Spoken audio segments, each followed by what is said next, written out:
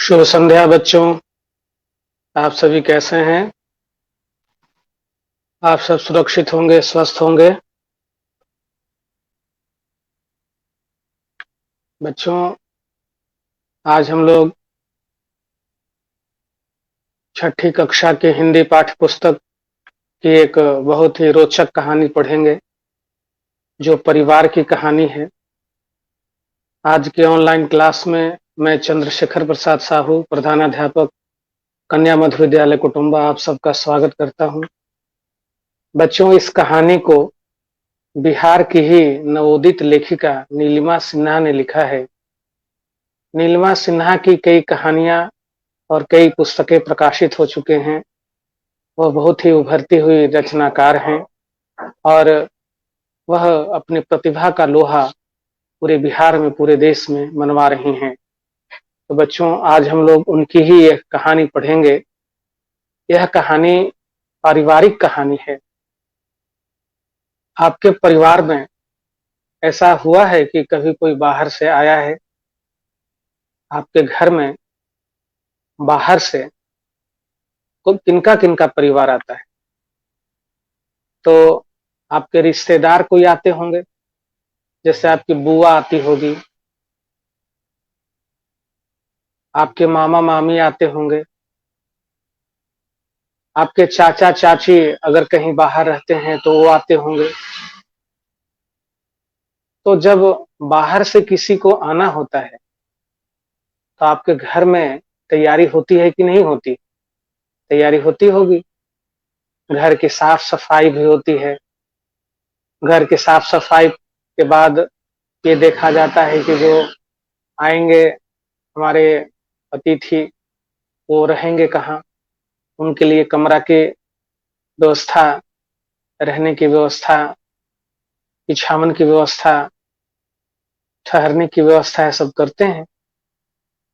तो यह भी कहानी इसी ढंग की है कि एक परिवार है और उस परिवार में विदेश में रहने वाले लोग आ रहे हैं। तो यह जो कहानी है, यह पिंकी और उसका छोटा भाई विक्की के परिवार का है। परिवार में पिंकी है और उसका छोटा भाई विक्की है। तो उन लोग आज बहुत प्रसन्न हैं।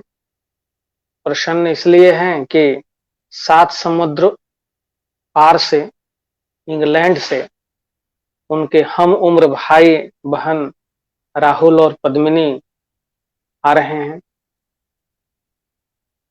उनके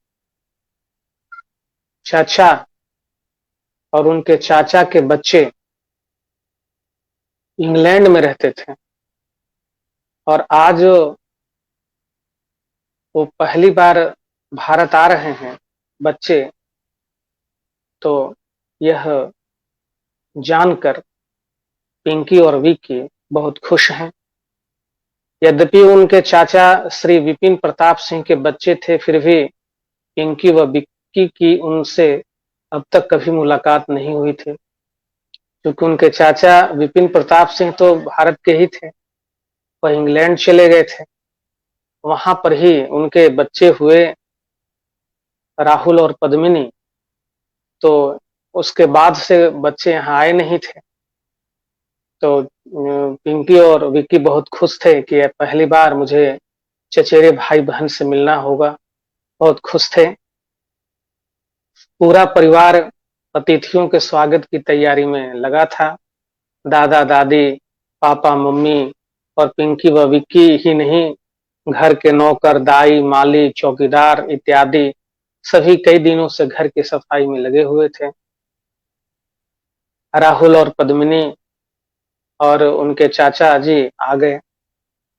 आए तो सब नए संबंधियों के साथ, संबंधी माने रिश्तेदार, नए परिवार के सदस्यों के साथ, रिश्तेदारों के साथ मिलकर अच्छा लगा। दिन भर परिवार के लोगों का आना जाना लगा रहा।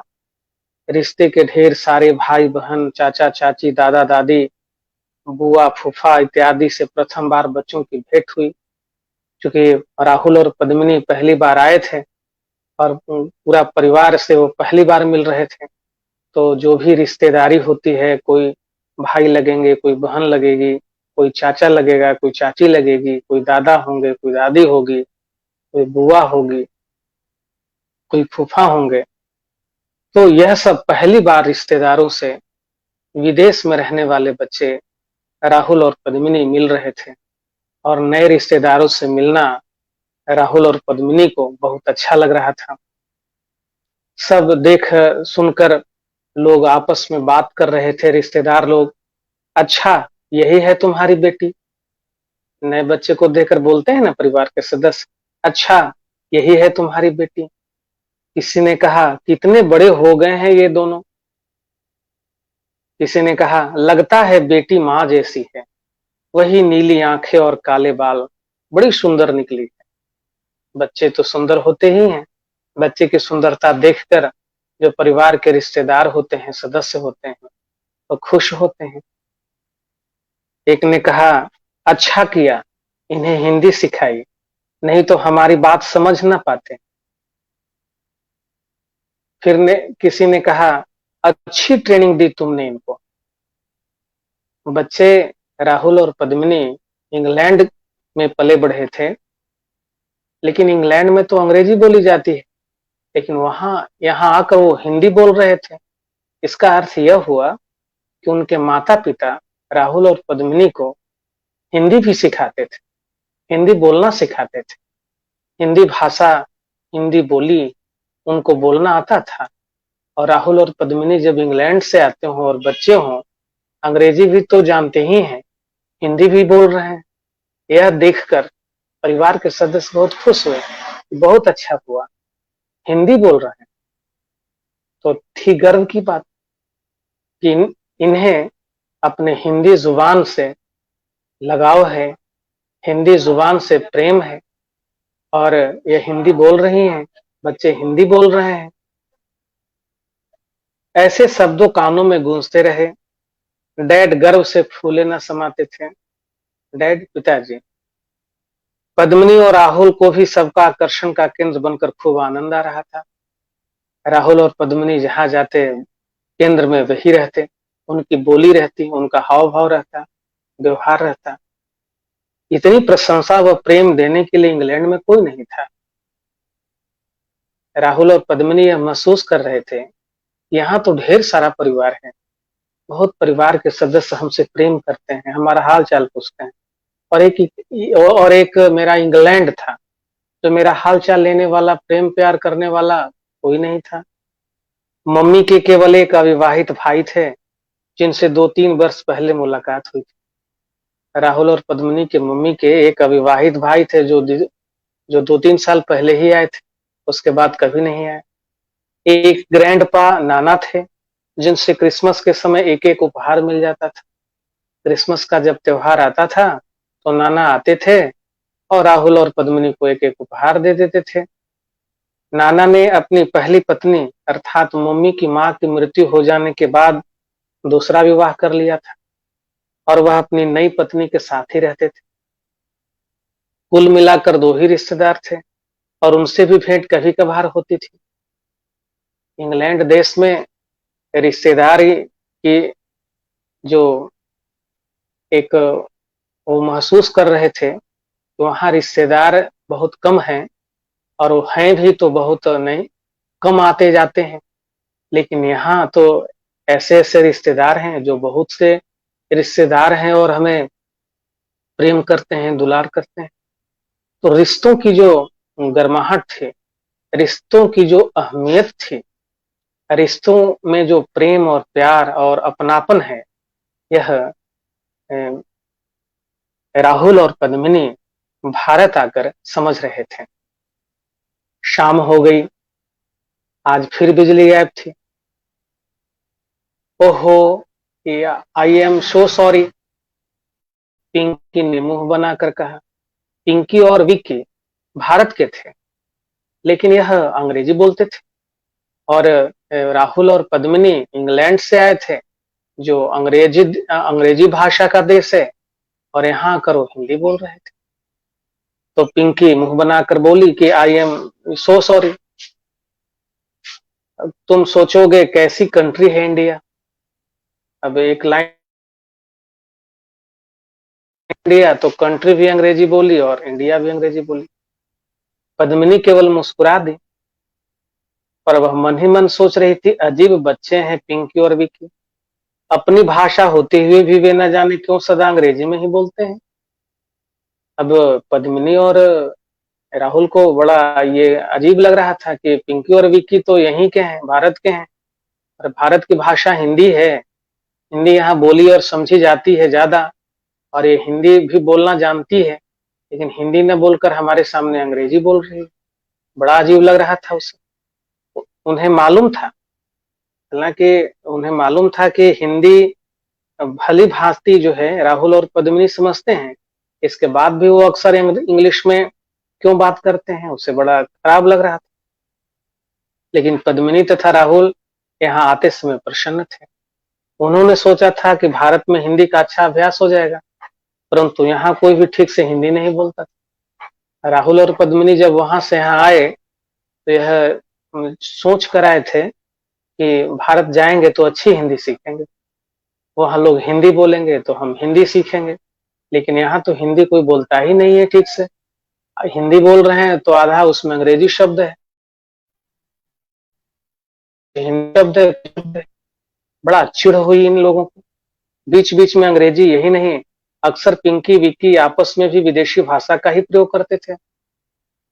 एक दो चार शब्द तो अंग्रेजी के बोलते ही थे, कभी कभी पूरी अंग्रेजी बोलते थे विक्की और पिंकी आपस में। यह देखकर बड़ा इसे अजीब लग रहा था पद्मिनी को।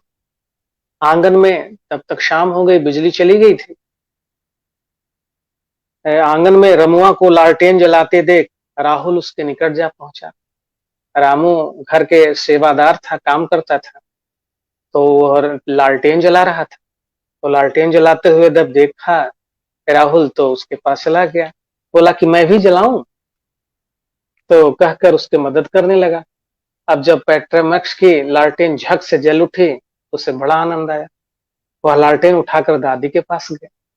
अब लालटेन, पेट्रोमैक्स की लालटेन उसे देखने में बड़ा अच्छा लगा कि बिजली नहीं है तो भी उजाला का लालटेन है यहाँ। और लालटेन जलता हुआ लेकर दादी के पास गया। दादी देखी तो बोली कि लाओ बेटा इधर। दादी की खाट बाहर पीछे की तरफ बिछी थी। आओ मेरे पास बैठो, अपना हाल चाल सुनाओ। दादी तो दयालु होती ही है। दादी राहुल को बुलाई कि आओ आओ बाबू, कैसा हाल चाल है, सुनाओ। दोनों रस्सी से बुनी चारपाई पर बैठ गए। गांव में तो ज्यादातर चारपाई होती है। चारपाई पर दोनों दादी और राहुल दोनों बैठ गए। कितना रोमांचकारी लग रहा था वातावरण। लालटेन की सीमित रोशनी में चारों ओर की टूटी दीवारें, फर्श की पड़ी दरारें तथा कोनों में बेतरतीब बिखरी लकड़ियों व कोयलों के ढेर अदृश्य हो गए। रह गया दादी का मधुर प्रेम भरा सामिप्य। अब उस लालटेन की रोशनी में सब चीज गुल हो गया, और केवल रह क्या गया, दादी की प्रेम भरी बातें, उसकी नजदीकियां, उसका सामिप्य। राहुल को बड़ा अच्छा लगा। इतना अपनापन, रिश्तों में इतनी मिठास वह पहली बार महसूस कर रहा था। दादी ने पद्मिनी को अपने से सटाकर बिठा लिया था और उसके रेशमी बालों को प्यार से सहलाने लगी। पद्मिनी को यह अच्छा लग रहा था। पद्मिनी की बाल सहला रही थी दादी, उसका कोई बाल पहली बार सहला रहा था। और पद्मिनी को बड़ा अच्छा लगा कि हमें तो प्यार मिल रहा है, दुलार मिल रहा है। बाहर काली रात के साये में मेढकों का टर्राना सुनाई दे रहा था। ऊपर नभ में ढेर सारे तारे छिटके थे। पद्मिनी को लगा जैसे वे किसी बीते हुए अतीत में पुनः आ गए थे। पद्मिनी को लगा कि कुछ खोए हुए समय में, पल में हम आ गए हैं। यही विशेष बात थी डैड के देश की। प्राचीन जीवन और सभ्यता से अभी वह कितना जुड़ा हुआ था। डैड का जो जमीन भारत था, इससे जुड़कर उसे बड़ा आनंद आया और लगा कि नहीं, यह जुड़ाव के लिए अच्छी चीज है। यहाँ अच्छा वातावरण है, प्रकृति कितनी सुंदर है। यहाँ का दिन रात शाम दोपहर सब कुछ अच्छा है। यहाँ के लोग कितने अच्छे हैं, यहाँ रिश्तों में खूबसूरती कितनी। यह सब चीज देखकर राहुल और पद्मिनी को बड़ा अच्छा लगा। दादी कही कि बेटा, तुमने रामायण महाभारत कहानियां सुनी हैं। तो थी वो बात काट दी, कही कि ओह दादी, आप फिर अपनी किस्से कहानी लेकर बैठ गई। पद्मिनी जब सुनी कि पिंकी टोक दी तो फिर आ गई यहाँ पर। तो राहुल बोला कि सुनाइए ना दादी। डैड ने कुछ सुनाया है, परंतु फिर पिंकी बोली कि ओह नॉट अगेन, फिर वही पुरानी कथाएं। अब राहुल और पद्मिनी सुनना जो है अंग्रेजी में बोलकर मना कर रही है, ओह नो नॉट अगेन, यही पुरानी कहानी। मतलब दादी के द्वारा जो कहानियां कही जाती हैं वह यहाँ के बच्चे को पसंद नहीं आ रहा है। पिंकी को पसंद नहीं है दादी की कहानी, लेकिन वही विदेश से आए हुए बच्चे जो हैं राहुल और पद्मिनी, उनको दादी की कहानी पसंद है।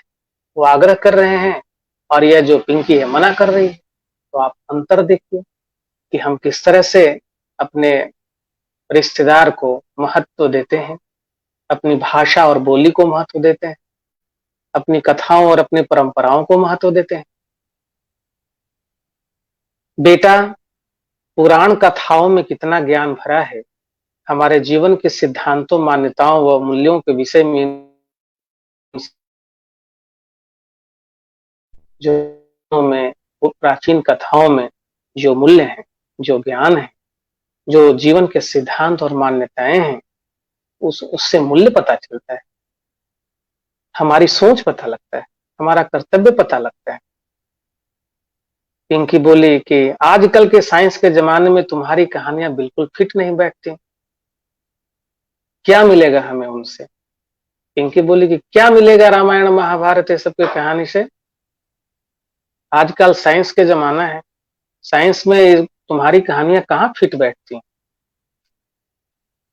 दादाजी भी आ गए। दादाजी बोले कि जो ढूंढे उसे मिले, किस्सों द्वारा ही पहले आम लोगों को अच्छे बुरे का ज्ञान मिलता था, मनोरंजन के साथ आदर्श व मूल्य समझाने का कार्य भी हो जाता था। दादाजी आ गए। दादाजी ने समझाया कि नहीं नहीं, ऐसा मत समझो, पहले कहानियों में लोगों को समझाया जाता था, ज्ञान दिया जाता था। कई ऐसी घटनाएं हैं जो कहानी कहकर ही लोगों को, बच्चों को पढ़ाया गया है, उन्हें विद्वान बनाया गया है, उन्हें बुद्धिमान बनाया गया है। तो कहानियां एक माध्यम है पढ़ने लिखने का, सीखने का। पढ़ना लिखना सीखना, बुद्धि और ज्ञान की बातें तो होती ही हैं, साथ साथ मनोरंजन भी हो जाता है। तो कहानी एक ऐसी विधा है, कहानी एक ऐसा माध्यम है जिसे ज्ञान और विद्या बुद्धि की प्राप्ति तो होती ही है, साथ में मनोरंजन भी हो जाता है, साथ साथ आदर्श व मूल्य की बातें भी समझ में आ जाती हैं। दादी हंसी, एक पंथ दो काज, कहा कि एक रास्ते से, एक काम से दो लाभ मिल गया। तो राहुल और पद्मिनी आ गए। हाँ हाँ हाँ, हम सुनेंगे। राहुल और पद्मिनी कहे कि नहीं, हम सुनेंगे सुनेंगे। दोनों राहुल और पद्मिनी दादी के और निकट सरक गए। फिर दादी ने कहानियों का ऐसा दौर चलाया कि कब भोजन का समय हुआ पता ही नहीं चला। रात का भोजन बाहर के आंगन में ही किया गया। डैड ने बचपन में खाए सत्तू की लिट्टी की मांग पेश की थी। जो डैड थे वो बाहर रहते थे, तो यहाँ पहले लिट्टी खाए थे वो। लिट्टी बड़ा स्वादिष्ट व्यंजन है। डैड ने कहा कि नहीं, हम लिट्टी ही खाएंगे।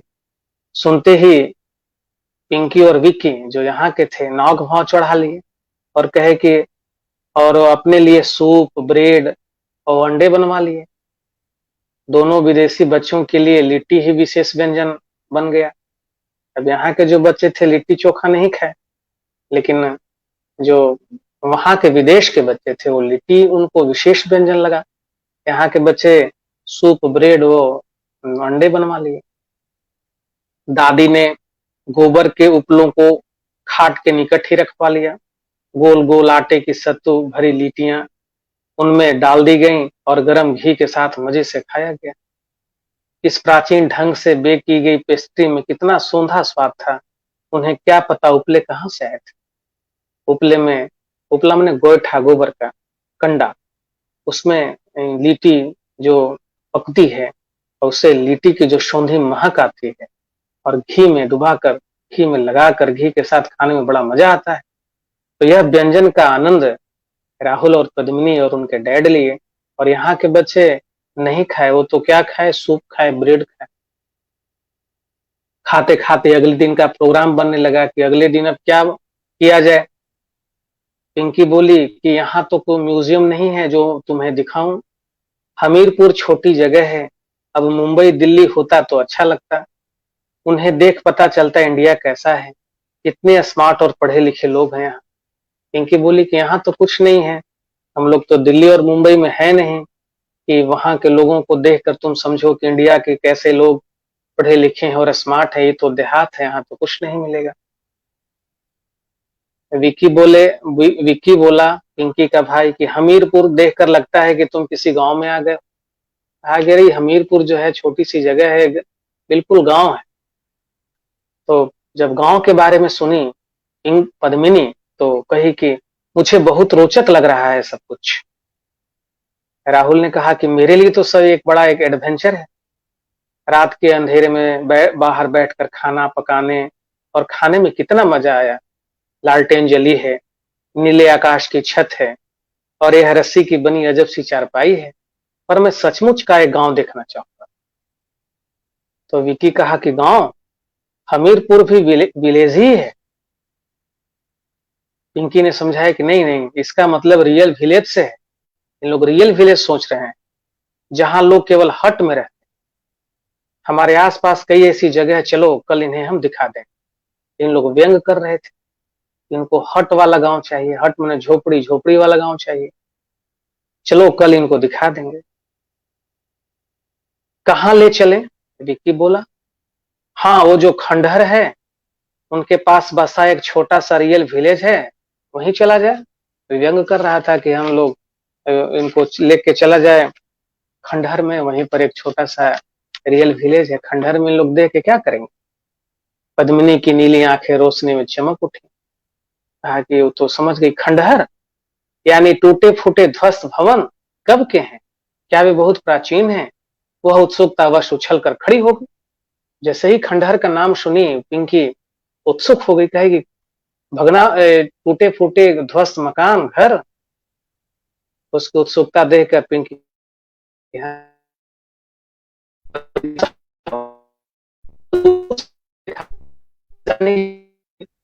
टूटी फूटी दीवारों को देखने में मेरी तो रुचि है नहीं कि जो मैं खंडहर के पास जाऊं। पद्मिनी बोली कि मुझे है, मैंने बताया ना, मुझे इतिहास में विशेष रुचि है, पुराने खंडहर में खोज व अन्वेषण करके मैं अनेक बार पाठशाला से गई हूँ। मेरा तो शौक है खंडहर देखना, भग्नावशेष देखना। हमने काफी अध्ययन भी किया है इस विषय पर, किस प्रकार प्राचीन भग्नावशेष पर खोज की जाती है और समय व इतिहास की जानकारी ली जाती है। इस सब का मुझे थोड़ा सा बहुत ज्ञान है, मैं अवश्य देखना चाहूंगी उन खंडहरों। राहुल बोला कि मैं भी, शायद उधर कुछ दुर्लभ पक्षियों का भी संकेत मिल जाए, मैं अपना कैमरा ले चलूंगा ताकि पक्षियों के चित्र खींच सकूं। विक्की ने हंसते हुए कहा कि उल्लू और चमगादड़ के सिवाय और क्या मिलेगा, खंडहरों में यही सब तो पाए जाते हैं। राहुल बोला कि वे भी ठीक रहेंगे, चमगादड़ भी एक ऐसा पक्षी है जो हर जगह नहीं मिलता, और फिर भारतीय चमगादड़ कैसे होते हैं मैं अवश्य देखना चाहूंगा। पाठशाला में प्रकृति विज्ञान के लिए यह चित्र रोचक होंगे, हम अवश्य इन खंडहरों में चलें। पिंकी और विकी उन पर व्यंग कर रहे थे कि मैं खंडहर दिखाऊंगा, इन लोग खंडहर देख के निराश हो जाएंगे, लेकिन खंडहर देखने के लिए उन लोग उत्सुक हो गए, क्योंकि खंडहर को भग्नावशेष के रूप में लेकर के इतिहास की चीजों को समझ रहे थे। राहुल जो था वहां पक्षियों के बारे में सोच रहा था, इनकी उत्सुकता बढ़ गई। पद्मिनी को लगा जैसे पिंकी विक्की इस बात पर खुश नहीं थे, लेकिन उसने मन ही मन तय कर लिया कि वह खंडहरों को अवश्य देखेगी।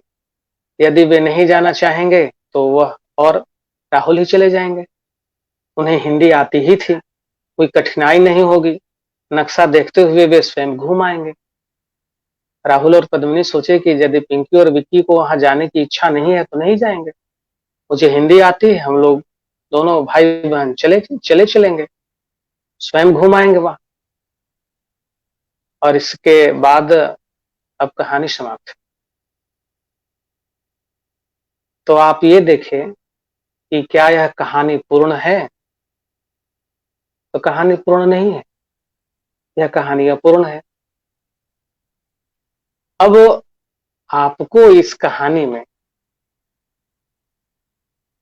कैसे, बाद में क्या घटना घटी, इसकी कल्पना करनी है कि जब वो खंडहर देखने गए होंगे तो क्या हुआ होगा। तो यह जो कहानी है, अपूर्ण कहानी होने के बाद भी एक कल्पनाशीलता, एक विचारों की श्रृंखला को अधूरा छोड़ देता है, ताकि बच्चे जो हैं अब अपनी कल्पना से इस कहानी के जो अंश बच गए हैं उसको पूरा करें। तो हर एक बच्चे की कल्पना अपनी अपनी होती है, कल्पना शक्ति उनकी अलग अलग होती है, सोच अलग अलग होती है, उत्सुकता जिज्ञासा अलग अलग होती है। उसके हिसाब से वो इस कहानी के अंश जो छूट गया है या इस कहानी को में और जोड़ा जा सकता है प्रसंग, उसको आप प्रसंग को जोड़ सकते हैं। तो आपकी यह कहानी में, आपके इस पाठ में यह अपूर्ण कहानी इसलिए रखा गया है ताकि आप अपनी कल्पनाशीलता, जिज्ञासा और उत्सुकता से इस कहानी में और प्रसंग जोड़ें। तो एक अच्छी कहानी है, मजेदार कहानी लगी या नहीं लगी? अच्छी लगी होगी।